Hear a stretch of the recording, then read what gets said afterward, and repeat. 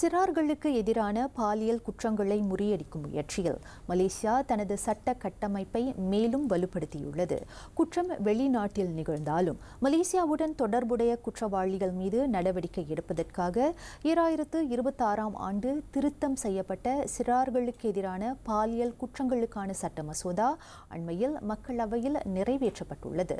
சிறார்களுக்கு எதிரான பாலியல் குற்றங்களை தடுப்பதற்கும் குற்றவாளிகளை சட்டத்தின் முன் நிறுத்துவதற்கும் கொண்டுவரப்பட்ட இச்சட்ட மசோதா வெளிநாட்டு அதிகார வரம்பை விரிவுபடுத்தவும் துணை புரிவதாக கூறுகிறார் வழக்கறிஞர் மணி கோவிந்த்.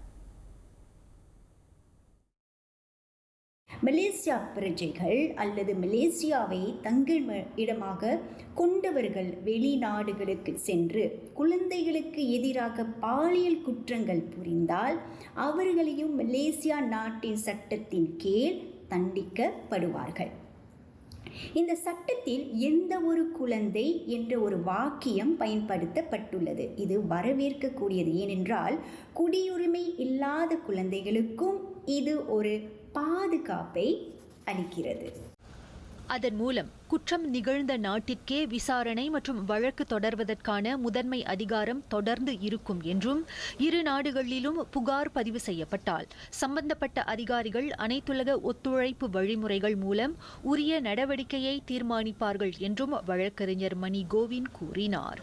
வழக்கின் உண்மை நிலை, கிடைக்கும் சான்றுகள், சாட்சிகள் இருக்கும் இடம் மற்றும் நீதியின் நலன் ஆகியவற்றின் அடிப்படையில் நாடுகளுக்கிடையிலான ஒத்துழைப்பு மேற்கொள்ளப்படும் என்றும் அவர் தெளிவுபடுத்தினார். மேலும் புதிய சட்ட திருத்தத்தின் கீழ் தண்டனைகளும் கடுமையாக்கப்பட்டுள்ளதாக அவர் குறிப்பிட்டார். குற்றத்தின் தீவிரத்தை பொறுத்து குற்றவாளிகளுக்கு அதிகபட்சமான 30 ஆண்டுகள் வரை சிறை தண்டனை வழங்கப்படலாம். அத்துடன் 100,000 மலேசியா ரிங்கேட் வரை அபதாரமும் அல்லது பிறம்படியும் சேர்த்து விதிக்கப்பட்டு உள்ளது. மிக முக்கியமாக பாதிக்கப்பட்ட குழந்தைகளுக்கு ரொம்பவும் நெருக்கமானவர்கள் அல்லது தங்களின் அதிகாரத்தை தவறுதலாக பயன்படுத்தவர்களுக்கு இந்த குற்றம் செய்தால் அவர்களுக்கு கூடுதல் சிறை தண்டனையும் பிறம்படிகளும் கட்டாயமாகப்பட்டுள்ளது. அமல்படுத்தப்பட்டிருக்கும் இச்சட்ட திருத்தம் எந்த ஒரு சிறார் பிரிவினருக்கும் பாதுகாப்பை மறுக்கும் நோக்கத்தை கொண்டதல்ல என்றும், மாறாக குடியுரிமை இல்லாத சிறார்கள் உட்பட அனைத்து சிறார்களையும் பாதுகாப்பதே இதன் நோக்கம் எனவும் மணி கோவிந்த் கூறினார். மொத்தத்தில் இச்சட்ட திருத்தத்தின் மூலம் மலேசியாவுடன் தொடர்புடைய பாலியல் குற்றவாளிகள் நாட்டின் எல்லைகளை காரணம் காட்டி நீதியிலிருந்து தப்பிக்க முடியாத நிலையில் சட்டம் மேலும் வலுப்படுத்தப்பட்டுள்ளதையும் அவர் சுட்டிக்காட்டினார். சுருக்கமாக சொன்னால், எல்லைகளை குற்றவாளிகள் தங்களின் ஒரு பாதுகாப்பான இடமாக பயன்படுத்த இனிமேல் முடியாது.